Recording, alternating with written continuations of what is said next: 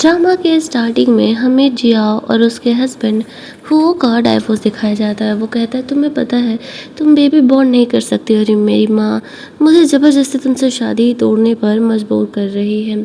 Xiao कहती है कोई फ़र्क नहीं पड़ता है, ये मर्जी भी तुम्हारी ही है। तुम्हारी माँ क्या ही तुमसे ज़बरदस्ती कर रही होगी, बट खैर अब मुझे फ़र्क नहीं पड़ता।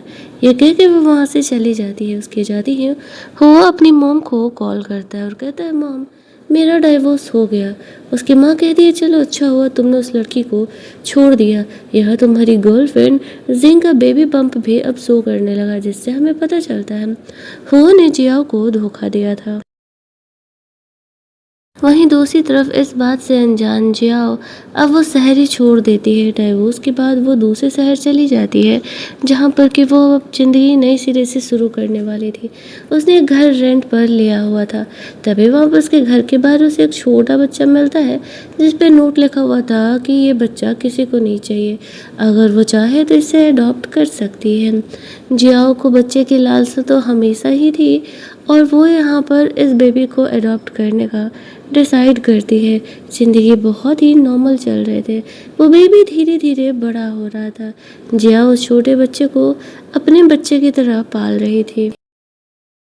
एक दिन उसके पड़ोसी जिया पर चिल्लाने लगते हैं कि देखो तुम्हारे बच्चे ने मेरे बच्चे का खिलौना तोड़ दिया। जिया वहाँ पर जाती है और कहती है कोई बात नहीं, वो खिलौने के लिए कंपनसेट कर देगी। लेकिन वो लोग उसे बिना बाप का बच्चा कह के पुकारने लगते हैं, जिसे देख करके जिया को बहुत ही गुस्सा आने लगता है और वो ने कहती है तमीज़ से बात करिए वरना आप लोगों के लिए सही नहीं होगा। वहीं दूसरी तरफ हम लोग देखते हैं इस कहानी के हीरो गोयन का, जिसे पता चलता है कि उसका बच्चा जो है जो खो गया था, उन्हें पता चला है कि वो कहाँ है, तो वो लोग उसे लेने के लिए निकलते हैं। इधर जियाओ उन पड़ोसी पर बहुत ही गुस्सा कर रही थी कि वो ऐसे छोटे बच्चे को भला कैसे ही बोल सकती है, और चुपचाप अपने बच्चे को लेकर के वो अंदर चली जाती है।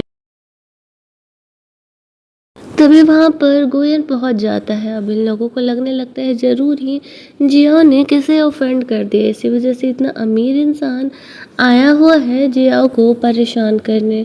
यहाँ पर गोयन आता है, वो जियाओ को डीएनए टेस्ट की रिपोर्ट दिखाते हुए कहता है कि ये बच्चा मेरा है जिसको कि तुम इतने टाइम से पाल रही हो, तो मैं उसे वापस लेने के लिए आया हुआ हूँ।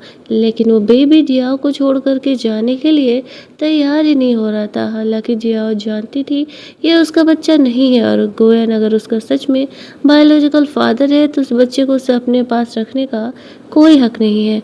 जब वो बच्चा जियाओ को छोड़ करके जाने के लिए तैयार नहीं हो रहा था, तब गोयन उसे गोद में उठा लेता है और कहता है चलो अब इस बच्चे के साथ ये लड़की भी हमारे साथ जाने वाली है, क्योंकि वो जानता था कि ये बेबी बॉय जो है वो जियाओ के बिना नहीं रह पाएगा। इसी वजह से वो उसे भी अपने साथ लेकर के जाता है। यहाँ पर पड़ोसी कहते हैं कि ज़रूर ही जियाओ ने शहर में कोई बड़ा कांड किया है, इसी वजह से इस तरीके से उसे लेके जाया जा रहा है। उन्हें ऐसा लग रहा था कि गोयन यहाँ पर जियाओ को किडनैप करके लेकर के जा रहा है। वहाँ पहुँचने के बाद गोयन ने जियाओ के बारे में सब कुछ पता लगा लिया था। वो उसी के बारे में कह रहा था कि किस तरीके से डाइवोर्स के बाद वो वहाँ रहने के लिए गई हुई थी। वो जियाओ से कहता है कि देखो मैं तुम्हें कंपनसेट करके यहाँ से जाने के लिए तो कह देता, लेकिन जैसे कि तुम्हें पता है बच्चा भी छोटा है और वो तुम्हारे बिना नहीं रह पा रहा है क्योंकि उसको तुम्हारी आदत हो गई है। दरअसल वो चाहता है कि जियाओ यहाँ पर कुछ दिनों के लिए रहे।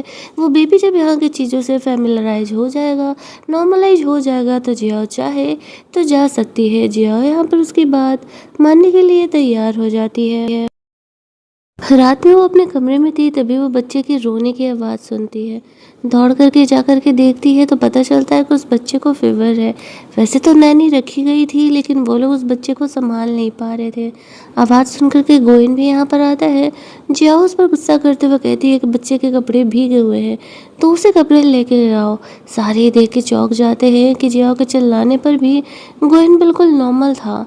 उससे जल्दी जल्दी हॉस्पिटल लेकर के जाया जाता है। वहाँ पर जियाओ उसे उस पर चिल्लाने के लिए सॉरी कहती है कि वो इस बच्चे से बहुत ही ज़्यादा अंदर तरीके से जुड़ चुकी है। साथ ही में उस बच्चे का पसंद नापसंद, उसे किस चीज़ से एलर्जी है, वो सब कुछ गोयन को बता रही थी। गोयन समझ जाता है कि जिया उस बच्चे से असल में प्यार करने लगी है। वो उसे अपनी माँ की तरह, उसे अपने बच्चे की तरह पाल रही है, तभी वो उससे इतना अटैच्ड फील कर रहा है। दवा वगैरह देने के बाद बच्चा थोड़ा नॉर्मल होता है। जिया किसी काम से बाहर जाती है तो वो हुओ से मिलती है। वो एक बच्चे के साथ है। उसे पता चलता है वो अपनी इंटर्न जिंग से शादी कर चुका है। जिया कहती है, तुमने तो कहा था कि ये बस तुम्हारी इंटर्न है ना, और तुम उससे शादी और बच्चे करके बैठे हुए हो। जिंग भी यहाँ पर आती है। वो आती ही जियाओ का इंसल्ट करने लगती है कि जो औरत खुद बच्चे पैदा नहीं कर सकती वो दूसरे को क्या ही जज कर रही है। जियाओ यहाँ पर उसे कुछ भी नहीं बोलती है, लेकिन जिंग यहाँ पर उसका मजाक पर मजाक उड़ाई जा रही है। तभी गोयन यहाँ पर उसके सपोर्ट में आ जाता है। उसे देख के जिंग को लगने लगता है कि कहीं ये कोई अमीर तो नहीं है, क्योंकि उसके कपड़े, उसकी ब्रांडेड घड़ी देख के साफ पता चल रहा था कि वो अमीर तो है, लेकिन कौन बस ये नहीं पहचान पाता है। वो को ऐसा लगता है कि कहीं ये बॉस गोयन तो नहीं है जिसके साथ वो बिजनेस करने के लिए काफ़ी लंबे समय से इंतज़ार कर रहा है, लेकिन यहाँ पर वो उसे अच्छे तरीके से जानता नहीं था। गोयन यहाँ पर कहता है कि एक तो तुमने खुद यहाँ पर चीटिंग किया है, और दूसरे को आकर के तुम जज कर रहे हो।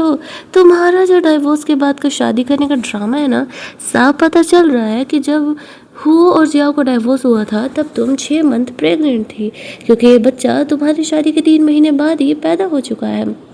जियाओ को पता चलता है कि वो तो असल में उसे धोखा दे रहा था। वो उससे कुछ नहीं कहती है। गोयन जियाओ को वहाँ से लेके जाता है, और ये लोग सोच रहे थे कि जियाओ ने किसी और की स्टेप मदर बन गई होगी, क्योंकि वो तो कभी बच्चे पैदा कर ही नहीं सकती है। आफ्टर दैट वो लोग मेडिकल वगैरह के पेपर साइन करने के लिए जाते हैं। गोयन कहता है, तुम्हारी लड़कों में पसंद तो सच में बुरी है। तुमने इतने घटिया लड़के को जो चूज किया था। जियाओ ये सुन करके स्माइल करने लगती है। गोयन उसका बड़ाई करता है कि तुम स्माइल करते हुए काफ़ी प्रिटी लगती हो। वो लोग कमरे में अंदर जाते हैं। गोयन का सेक्रेटरी उस बच्चे को संभालने का कोशिश कर रहा था। वो बच्चा केवल गोयन और जियाओ से ही संभला करता था। जियाओ गोयन को बेबी के लिए मिल्क तैयार करने के लिए बोलती है, लेकिन उसने ऐसा कभी किया नहीं था और ना ही उसे आता था। इस चक्कर में वो बहुत सारी चीज़ें गिरा देता है। जियाओ उसे देख करके समझ जाती है कि गोयन को मिल्क बनाना नहीं आता है। फिर वो यहाँ पर उसे जाकर के सिखाती है कि बच्चे के लिए मिल्क कैसे बनाते हैं, क्योंकि आगे चल कर के तो गोयन को ही उसे संभालना था। इसी वजह से फिर वो उसे उस बच्चे को मिल्क पिलाने के लिए बोलती है, ताकि वो धीरे धीरे उस बच्चे के साथ फैमिलराइज हो सके। जियाओ उसे कहता है कि मैं थोड़ी देर के लिए बाहर जा रही हूँ, मुझे अपने घर से कुछ चीज़ें लेनी है, तुम तब तक बच्चे को संभाल लेना। गोयन यहाँ पर उस बेबी बॉय को संभालने में लग जाता है, लेकिन चीज़ें बहुत ही मुश्किल हो रही थी। पूरे कमरे को उस छोटे बच्चे ने बिखेर दिया था। उस पॉइंट पर गोयन को पता चलता है कि बच्चे को पालना कोई इतना भी आसान काम नहीं होता है। जियाओ इतने समय से खुद का बच्चा ना होने के बावजूद भी उसे पाल रही है। नर्स को बुला करके जल्दी जल्दी चीज़ों को क्लीन करवाया जाता है। फिर वो बच्चा सो जाता है। वहीं दूसरी तरफ हम लोग जिया को देखते हैं। इस शहर में जो उसका घर था, जो कि उसके नाम पर था, उसे देखने के लिए जाती है। वहाँ पता चलता है वो जिंग के साथ वहाँ रह रहा है। वो सोचती है कितना बेशर्म है, एक तो उसने मुझे धोखा दिया और ऊपर से मेरी घर में ये अपनी मिस्ट्रेस के साथ यहाँ पे रह रहा है। गुस्से में आकर के वो उसका फ़ोटो तोड़ देती है और पुलिस वालों को कॉल करके कंप्लेन कर देती है कि कोई ज़बरदस्ती उसके घर में घुस करके रह रहा है। पुलिस वाले यहाँ पर आते हैं, साथ ही में वो भी आया हुआ था। वो कहता है कि क्या ये सब कुछ करना ज़रूरी है, हम दोनों तो एक्स हस्बैंड वाइफ हुआ करते थे ना। जिया कहती है वही तो, एक तो तुमने रिश्ते में मुझे धोखा दिया और ऊपर से तुम मेरी ही प्रॉपर्टी में रह रही हो। थोड़ी भी शर्म होती ना तो तुम मेरे इस घर में कम से कम नहीं आते। अब चलो आज के आज ये घर खाली कर दो, क्योंकि ये घर मेरे नाम पे है। वहाँ पर हम लोग देखते हैं कि वो ऐसा नहीं करना चाह रहा था। वो अपनी दलीलें दे रहा था, लेकिन कोई फ़ायदा नहीं है। वहाँ पर वो की मॉम भी आ जाती है। वो भी जिन को साथ में लेकर के आई थी। वो जियाओ को ही इस चीज़ का जिम्मेदार ठहराने लगती है और कहती है कि ये घर मेरे बेटे ने मेरे पैसे से खरीदा था, तो तुम्हारा कैसा हुआ। कैसे भी करके वो लोग बस यहाँ पर जियाओ को निकालना चाह रहे थे इस घर से, और जियाओ को ये घर वो लोग नहीं देना चाह रहे थे। जियाओ के बेबी ना कर पाने पर उसे ताने भी मार रहे थे। तभी हम लोग देखते हैं कि वहाँ पर गोयन आ जाता है। असल में उसने हुओ को हॉस्पिटल में फ़ोन पर बात करते हुए सुन लिया था, और जब उसे पता चला था कि जिया मुसीबत में होने वाली है तो वो उसका हेल्प करने के लिए आ जाता है। अभी भी उन्हें नहीं पता चल पाता है गोयन की असली आइडेंटिटी, लेकिन हाँ, वो यहाँ पर लॉयर ज़रूर लेके आया था, जो कि लॉयर उसे समझाता है कि उसे अगर ये केस करना है तो उसे चीटिंग के लिए 5 मिलियन का जुर्माना देना पड़ सकता है, और अगर वो लोग इसे म्यूचुअली सॉल्व करना चाहते हैं तो बस वो को ये घर जिया को देना होगा और 1 मिलियन रुपीस देने होंगे। अब लॉयर से भी बातें कह रहा था तो वो लोग सोच लेते हैं बेकार में पुलिस केस पर कौन पड़ेगा, तो मजबूरी में यहाँ पर हो को जिया को ये घर उसके नाम करना पड़ता है। साथ ही उसे 1 मिलियन कंपनसेशन भी देना पड़ता है। हो कि मैं ऐसा नहीं चाहती थी, लेकिन अगर वो ऐसा नहीं करता तो उसे ये घर किसी और के घर में जाकर के ज़बरदस्ती रहने के लिए उसे जेल भी हो सकता था। गोहेन के यहाँ आते ही ये चीज़ें इतनी आसान हो गई थी, वो तुरंत ही उन पर साइन कर देता है और अभी कभी उन्हें ये घर छोड़ देने के लिए बोला जाता है। हो कि मॉम गुस्सा करते हुए जिंग को वहाँ से लेकर के चली जाती है, ये कहते हुए कि वैसे भी हमें इस मनहूस के घर में नहीं रहना है, जो कि खुद ही बच्चे नहीं कर सकती है। उसे वहाँ से लेके जाया जाता है। जिया गोयन जब पूछती है कि वो यहाँ कैसे आया, तो गोयन उसे बस टाल देता है कि उसे पता चल गया कि जिया मुसीबत में है और वो उसकी मदद करने के लिए आ गया था। जिया इस घर को कुछ दिनों के लिए बंद ही रखने वाली थी। गोयन जिया को टैक्सी में वहाँ से लेके जाता है। ये लोग देखते हैं तो सोचते हैं कि गोयन कोई अमीर इंसान नहीं है, वरना वो भला टैक्सी में ड्राइव क्यों ही कर रहा होता। आफ्टर दैट वो लोग घर पहुंचते हैं। घर पर बेबी बॉय उसके सेक्रेटरी के साथ खेल रहा था। जहाँ यहाँ पर आती है तो वो सेक्रेटरी की फ़नी हालत देख करके हंसने लगती है। बेबी बॉय के नाम पर यहाँ पर गोयन जिया को अपने घर पर रखने का कोशिश करता है, बहाना करके कि ये बच्चा तुम्हें पता है कि तुम्हारे बिना नहीं रह सकता है, तुम धीरे धीरे इसे मेरी आदत डाल दो, फिर जाना चाहो तो जा सकती हो। रात में जिया उस छोटे बच्चे के साथ खेल रही थी। गोयन दरवाजे पर से देख रहा था तो उसे अंदर बुला लेती है। वो बच्चा पहली बार गोयन को डैड करके पुकारता है। इतना इमोशनल फील करता है कि वो वहीं रुक जाता है। छोटा बच्चा जिद करता है गोयन और जिया दोनों को साथ में सोने के लिए। वो दोनों उस छोटे बच्चे की बात मान जाते हैं, लेकिन अगली सुबह जब नींद खुलती है तो वो बच्चा तो बीच में बैठा हुआ था और वो दोनों काफ़ी क्लोज थे। बच्चा तो बहुत ज़्यादा ही हंसे जा रहा था और ये दोनों काफ़ी ऑकवर्ड हो जाते हैं। तभी वहाँ पर जिया को कॉल आता है कि उसके डैड का छोटा सा कार एक्सीडेंट हो गया है। वो गोयन को बच्चे का ख्याल रखने के लिए बोल के हॉस्पिटल के लिए निकल जाती है। गोयन कहता है चलो मैं छोड़ देता हूँ। जिया कहती नहीं, मैं चली जाऊँगी और मुझे टाइम टाइम पर इस छोटे बच्चे का अपडेट देते रहना।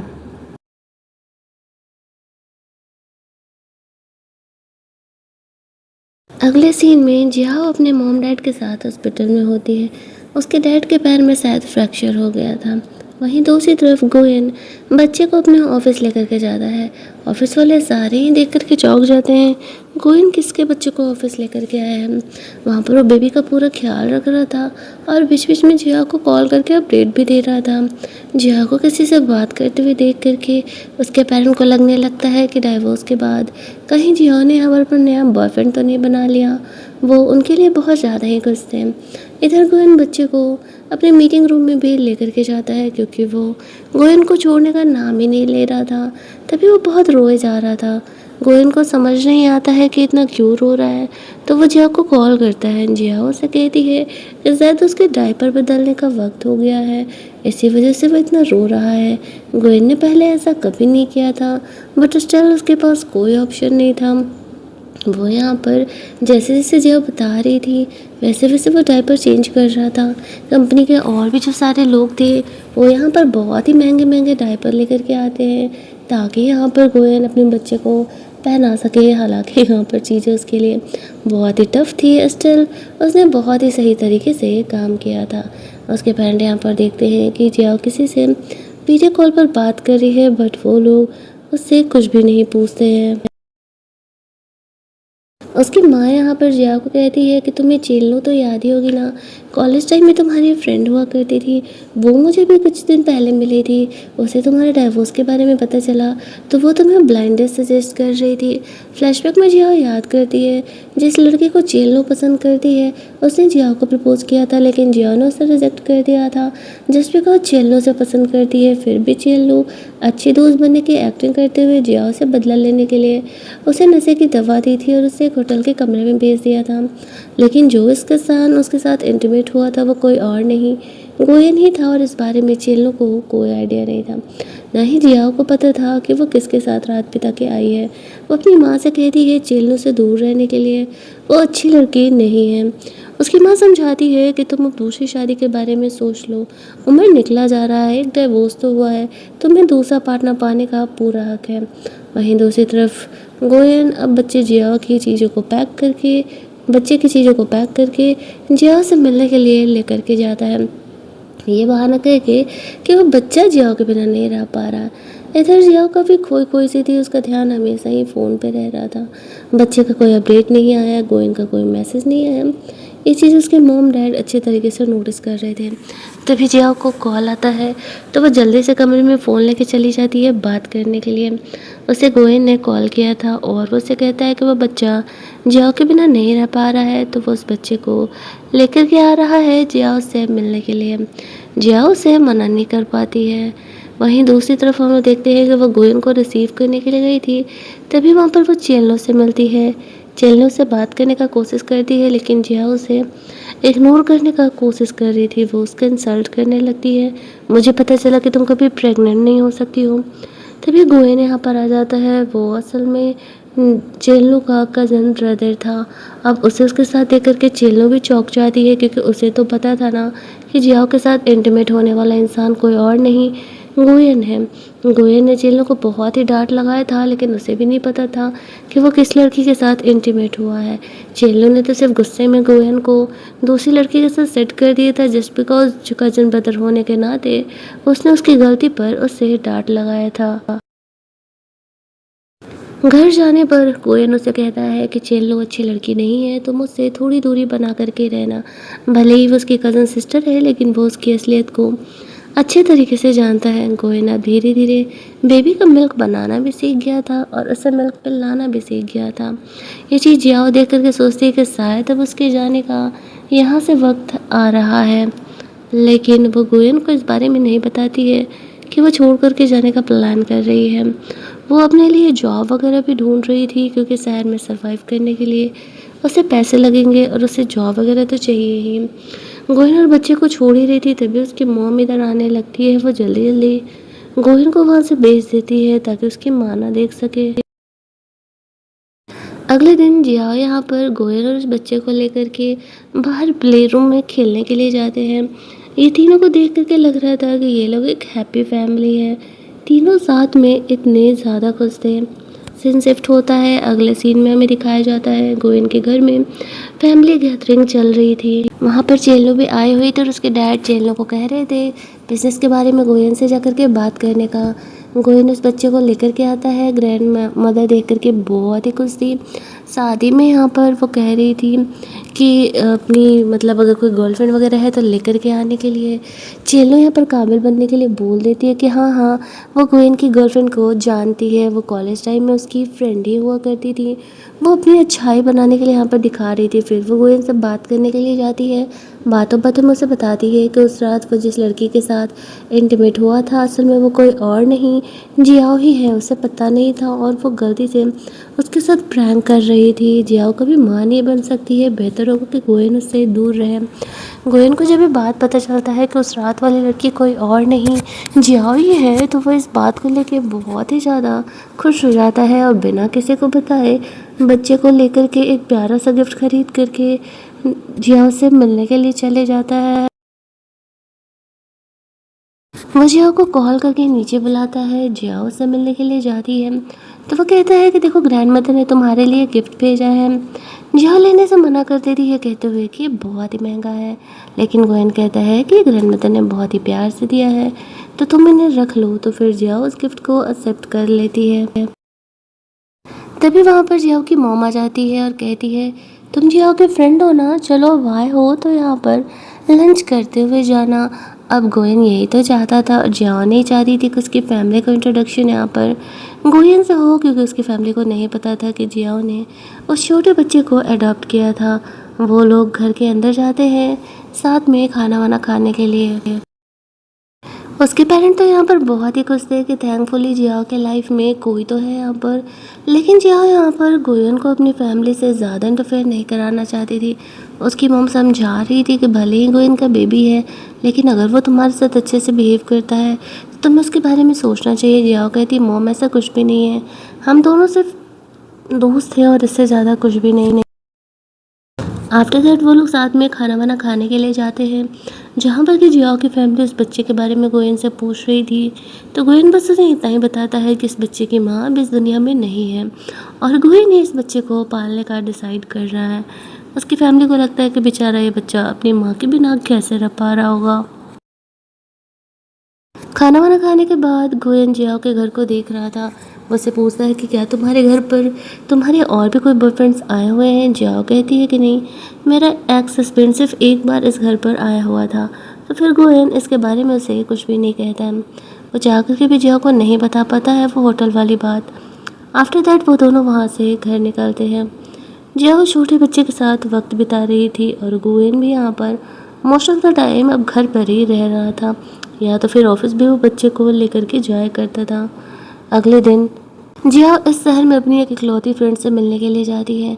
गोयन के साथ हुए सारे इंसिडेंट के बारे में उसे बताती है। वो कहती है, कैसा चल रहा है तुम्हारा गोयन के साथ, कहीं तो उसे पसंद तो नहीं करने लगी।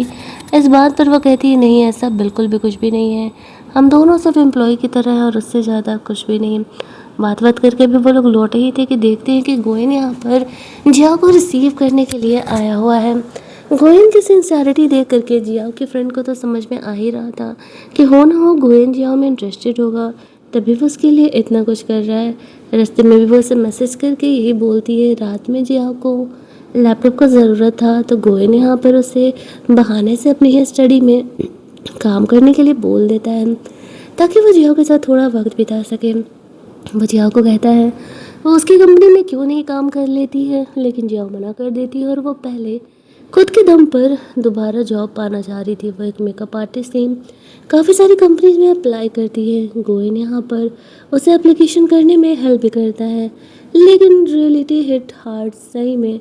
अगले दिन जब जिया कुछ कंपनी में इंटरव्यू के लिए जाती है तो लोग उन्हें रिजेक्ट कर देते हैं क्योंकि उसकी स्टडी कंप्लीट हुए और जॉब स्टार्ट किए में चीज़ें में काफ़ी डिफरेंस थी। वो ये चीज़ें कॉल करके अपनी फ्रेंड को बता रही थी कि जॉब मिलना इतना भी आसान नहीं है। रात में जियाओ को मन नहीं लग रहा था तो वो सबके लिए खाना बनाती है। गोयन यहाँ पर आता है, वो जियाओ का बना हुआ खाना खाता है तो उसे काफ़ी ही पसंद आता है। जियाओ से आगे और भी कंपनीज के लिए अप्लाई करने के लिए उसके लैपटॉप पे काम करने के लिए जाती है। गोयन यहाँ पर जाकर के उसका हेल्प करता है। हेल्प कम, वो जियाओ के साथ वहाँ पे फ्लर्ट ज़्यादा कर रहा था। जियाओ भी इन चीज़ों को समझ पा रही थी, बट उसे ऐसा लगता है कि शायद ये कोइंसिडेंट है। गोयन को जियाओ जैसे सिंपल लड़की पर क्रश भला कैसे आ सकता है। रात में गोयन जब आता है तब वो जियाओ को किचन में हेल्प करने का कोशिश करता है। इस चक्कर में वो अपना हाथ जला लेता है। जियाओ यहाँ पर उसके हाथ पर दवा लगा रही थी और गोयन जियाओ के काफ़ी करीब जाने का कोशिश कर रहा था। जियाओ यहाँ पर उसे रोक भी नहीं रही थी, लेकिन तभी गलती से घर की मेड यहाँ पर आ जाती है और जियाओ गोयन को धक्का दे देती है। फिर वो उसे अपने चोट पर ऑइंटमेंट लगाने के लिए बोलती है और अपने कमरे में ऑकवर्ड फील करते हुए चली जाती है। लेकिन रात में गोयन भाई साहब यहाँ पर जियाओ के बारे में ही सपने देख रहे थे। जो कुछ उस रात उसके और जियाओ के बीच हुआ था वो अपनी इस मन की फीलिंग को शेयर करने के लिए अपने एक फ्रेंड को कॉल करता है। वो फ्रेंड गोयन को सजेस्ट करता है कि मुझे लगता है कि तुम्हें उस लड़की से प्यार हो गया है, तो ही तुम उसके बारे में इतना सोच रहे हो। हालांकि गोयन ने कभी इन चीज़ों को नोटिस नहीं किया था कि शायद हो सकता है उसे सच में जियाओ से प्यार हो रहा हो।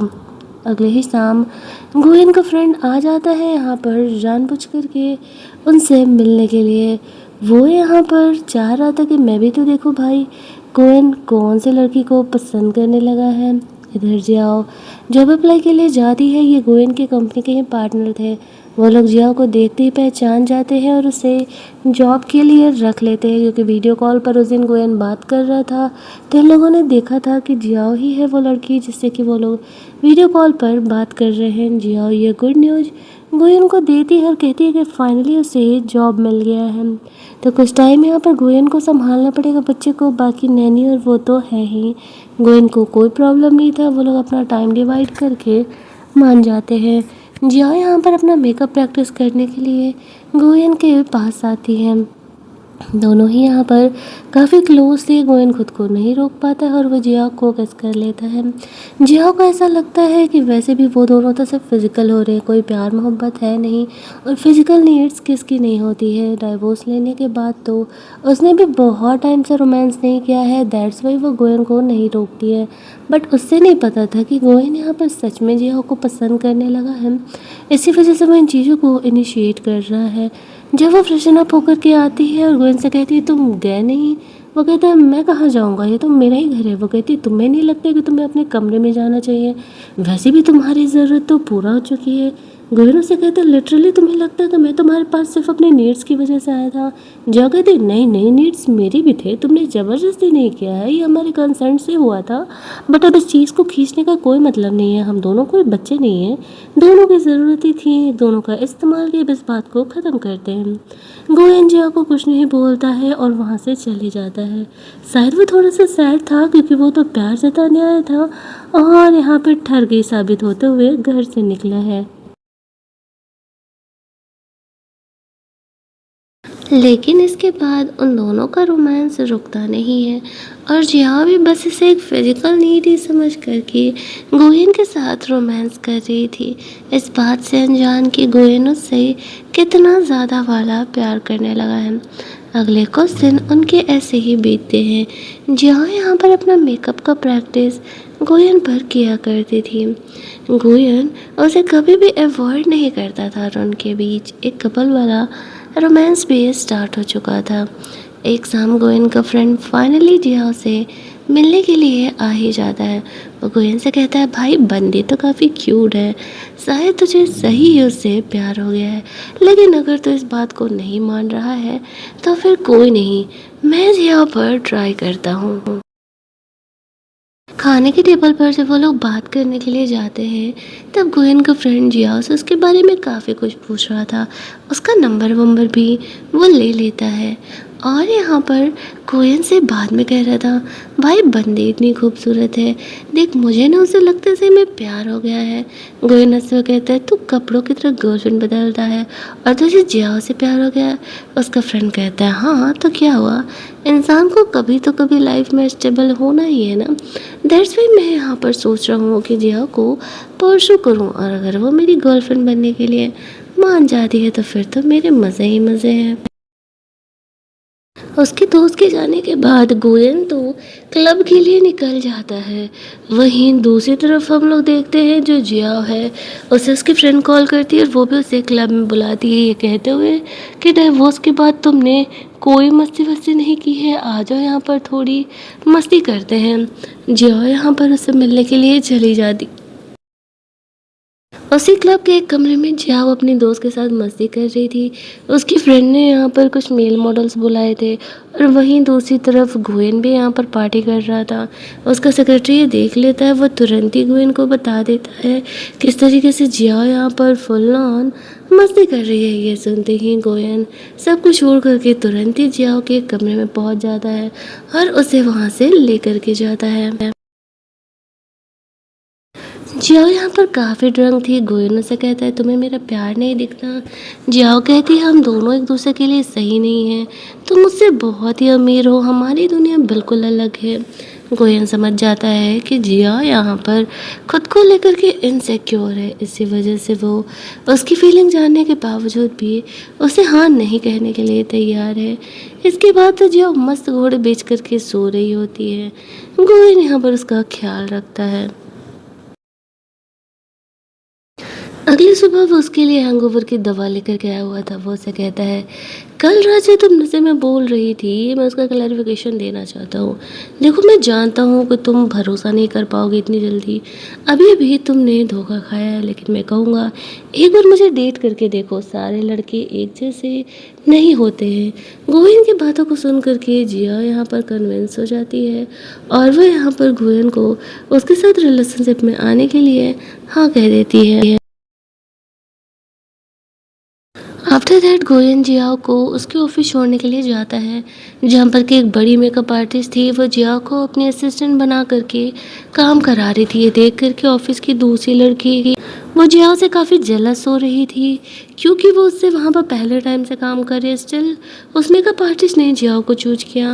वो जियाओ को इंसल्ट भी करती है कि लगता है कि तुम्हारा कंपनी में यहाँ पर कोई कनेक्शन है, इसी वजह से तुम्हें चूज़ किया जा रहा है। लेकिन जियाओ यहाँ पर उसे कुछ नहीं कहती है। वो मेकअप आर्टिस्ट आकर उसे डांट लगाती है और कहती है, यहाँ काम करने आती हो या फिर गॉसिप करने के लिए आती हो। घर जाकर के वो कहती है कि कहीं कंपनी में तुमने तो मेरी सिफारिश नहीं की ना। गोविंद कहते हैं कि नहीं भाई, तुम्हें वहाँ पर तुम्हारे टैलेंट की वजह से रखा गया है, और जो टीचर है वो असल में काफ़ी स्ट्रिक्ट है, उसने तुम्हें अपना असिस्टेंट चूज किया है। इट मीन्स कि वो सच में तुम्हें टैलेंट देखती है, इसी वजह से वो यहाँ पर तुम्हें अपनी असिस्टेंट बना करके रख रही है। तब जा कर के जिया को लगता है कि शायद वो सच में वर्थ इट है, तभी तो उसे इतना ज़्यादा वहाँ पर भाव मिल रहा है। अगले दिन वो मेकअप आर्टिस्ट जिया को एक चैरिटी गाला में जाने के लिए कहती है वहाँ पर बहुत सारे पोटेंशियल कस्टमर आने वाले हैं और मैं उन्हें तुमसे इंट्रोड्यूस कर रहा हूँगी। जियाओ के पास कपड़े नहीं थे। गोयन से कहते हैं कि चलो मैं खरीद देता हूँ, लेकिन जियाओ कहती है कि नहीं, शाम में पार्टी है और वह लंच टाइम में बाहर निकल करके शॉपिंग कर लेगी। वो गोयन को हेल्प करने से मना कर देती है। ऑफिस में जाने के बाद वो बदमाश लड़की अपने ड्रेस का शो ऑफ कर रही थी और जिया को कह रही थी, तुम्हारे पास कपड़े नहीं होंगे तो तुम बोलना, मैं ना अपने कपड़े तुम्हें रेंट पर दे दूंगी। लेकिन तभी वहाँ पर गोयन जियाओ के लिए बहुत सारे डिज़ाइनर ड्रेसेस भेजता है ताकि शाम की पार्टी के लिए जियाओ उनमें से वो ड्रेस को चूज कर सके। ये देख करके वो लड़की भी चौंक जाती है। आखिरकार जियाओ है कौन जिसके लिए इतने सारे डिज़ाइनर ड्रेसेस यहाँ पर आए हुए हैं। सबको ही लगने लगता है कि जियाओ यहाँ पर बहुत ही अमीर फैमिली से बिलोंग करती होगी। सारे ट्रेंडिंग और बहुत ही महंगे ड्रेसेस थे। जियाओ यहाँ पर उनमें से एक ड्रेस चूज कर लेती है और शाम को उस ड्रेस को पहन करके वो उसी पार्टी में निकल जाती है। वो टीचर यहाँ पर जियाओ को अपने साथ लेकर के गई थी और एक बड़े बिजनेसमैन से उसे मिलवाती है ताकि वो उसे आगे के बिजनेस डीलिंग के बारे में बात कर सके। लेकिन वो एक नंबर का ठरकी इंसान था और वो जियाओ के साथ फ्लर्ट करने का कोशिश करने लगता है। स्टिल जियाओ यहाँ पर उसे इग्नोर कर रही थी और पार्टी को आगे एंजॉय करने का कोशिश कर रही थी। उसी पार्टी में हुओ और जिंग भी आते हैं। वो दोनों ही यहाँ पर देखते हैं कि जियाओ यहाँ पर आई हुई है। उन्हें ऐसा लगता है कि ज़रूर ही उसका कोई शुगर डैडी बन गया है, तभी वो इतने महंगे पार्टीज़ में आ पा रही है, वरना इतना महंगा ड्रेस पहनने का तो जियाओ का कोई औकात ही नहीं है। उसके पास भला इतने पैसे कहाँ से आएंगे। उसी पार्टी में यहाँ पर गोयन भी आता है और वो यहाँ पर उस टीचर से जियाओ के बारे में पूछ रहा था कि जियाओ किधर है। टीचर उसे कहती है कि शायद वो वॉशरूम की तरफ गई है, अभी तो वो यहीं किसी से बात कर रही थी। गोयन जियाओ को ढूंढने के लिए जाने लगते हैं। जियाओ पार्टी के बाहर टैक्सी आने का वेट कर रही थी, तभी वो डर के इंसान यहाँ पर आकर के उसे परेशान करने लगता है। वो यहाँ पर उसकी मदद के लिए आता है और वो कहता है कि जियाओ मेरी पुरानी फ्रेंड है, बेहतर होगा कि तुम उसे परेशान ना करो। वो बिजनेस इन्वेस्टर तो वहाँ से चले जाता है। वो जियाओ को कहता है, मुझे तो लगा था कम से कम कि तुम्हें खुद में थोड़ा इतना सेल्फ रिस्पेक्ट तो है। अब तुम शुगर डैडी बनाने के लिए इस हद तक गिर गई हो कि अमीरों की ज़िंदगी जीने के लिए तुम इस बूढ़े इंसान के साथ फ्लर्ट कर रही है। जियाओ कहती है, पहली बात, एक चीटर को मुझे जज करने का कोई हक नहीं है। दूसरी बात, ये मेरा पर्सनल लाइफ है, तो तुम्हें ज्ञान देने के लिए किसने बोला है? मैंने तो तुमसे हेल्प नहीं मांगा था। वो उसे कहता है कि तुम अब भी खूबसूरत हो, इसी नाते मैं तो तुम्हें कह रहा हूँ मेरी मिस्ट्रेस बन के रहो, कहीं और जाने से बेहतर है। मैं तुम्हें अच्छे खासे पैसे भी हर मन दिया करूँगा। जियाओ को इस बात से बहुत ही गुस्सा आ जाता है और वो खींच करके हुआ को थप्पड़ भी लगा देती है। तभी वहाँ पर जिंग आ जाती है। वो जियाओ को इंसल्ट करते हुए कहने लगती है, तुम मेरे पति का मजाक कैसे उड़ा सकती हो? तुम्हें शर्म आनी चाहिए। मैं अब शादीशुदा हूँ, स्टिल तुम उसके पीछे पड़ी हुई हो। जियाओ हंसते हुए कहती है, तुम सच में बेवकूफ़ी हो। तुम्हारा पति मेरे पास आया था बात करने के लिए, ना कि मैं गई थी। जिन कहने लगती है कि तुम्हें तो जलन होता होगा, इतनी अमीर लोगों की ज़िंदगी जो तुम्हें छोड़ करके जानी पड़ी। एक तो तुम बच्चे नहीं पैदा कर सकती थी और आ जाती हो मेरे हस्बैंड को परेशान करने के लिए। तभी गोयन यहाँ पर जियाओ की मदद में आ जाता है और कहता है ये मेरी होने वाली वाइफ है। इन लोगों को इस पॉइंट पर पता चलता है कि ये असल में वही मिस्टर गोयन है जिससे कि वो काफ़ी लंबे समय से डील करने का कोशिश कर रहा है। वो जियाओ को वहाँ से लेकर के जाता है। वो समझ जाता है कि अब उसके लिए मुश्किल बढ़ने वाली है, क्योंकि यहाँ पर उसने गोयन की बंदी से पंगा ले लिया है। गोयन जियाओ को घर लेकर के जाता है। वहाँ पर जियाओ से कहती है मैंने इसलिए कहा था कि हम दोनों एक दूसरे के लिए सही नहीं हैं। गोयन यहाँ पर उसे दो बातें बताता है। पहला कि ये उसका बच्चा नहीं है, ये उसकी बहन का बच्चा है। अब हस्बैंड वाइफ दोनों एक्सीडेंट में गुजर चुके हैं तो वो लीगली उसे पाल रहा है।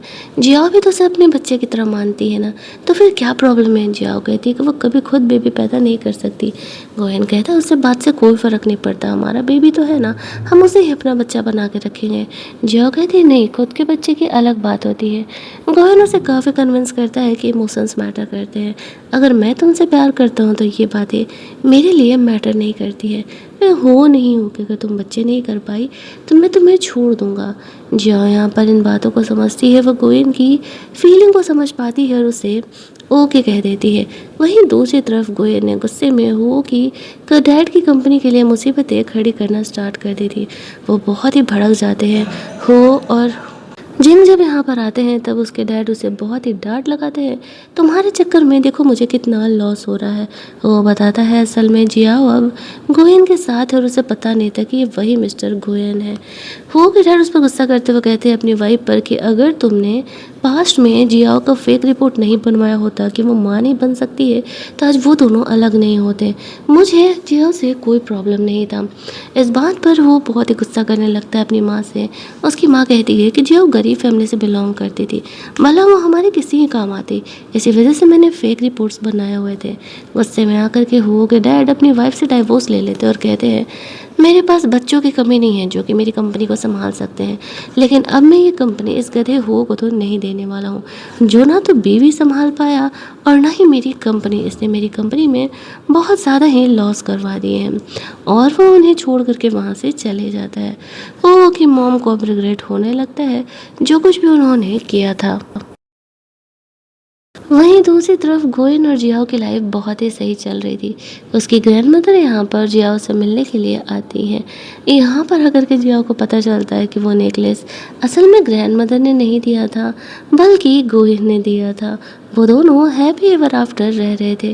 कुछ महीने बाद जियाओ की फैमिली को भी गोयन और जियाओ के रिलेशनशिप के बारे में पता चल जाता है। इतना ही नहीं, उन्हें ये भी गुड न्यूज़ मिलता है असल में जियाओ प्रेग्नेंट है। शुरुआत में तो जियाओ को भरोसा ही नहीं होता क्योंकि वो कभी माँ तो बन नहीं सकती थी, तो फिर वो प्रेग्नेंट कैसे है। तभी उसे ध्यान आता है कि लास्ट रिपोर्ट जो उसे मिला था कि वो कभी माँ नहीं बन सकती है, असल में ये तो वही था जो कि हो की माँ ने तैयार किया था।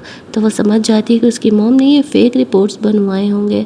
अब जब वो भी अपने बेबी को लेकर के प्रेग्नेंट थी तो ये तीनों हैप्पी फैमिली की तरह रहने लगते हैं और हमारी ये कहानी यहीं पर एंड कर दी जाती है। अगर आपको ये कहानी अच्छी लगी होगी, वीडियो को लाइक और शेयर करना मत भूलना। चैनल को सब्सक्राइब कर लेना ताकि नए वीडियोज़ के नोटिफिकेशन आपसे मिस ना हो। चलिए जल्दी से मिल लेते हैं हम लोग एक और नई कहानी के हिंदी एक्सप्लेनेशन में। तब तक के लिए कीप लिसनिंग।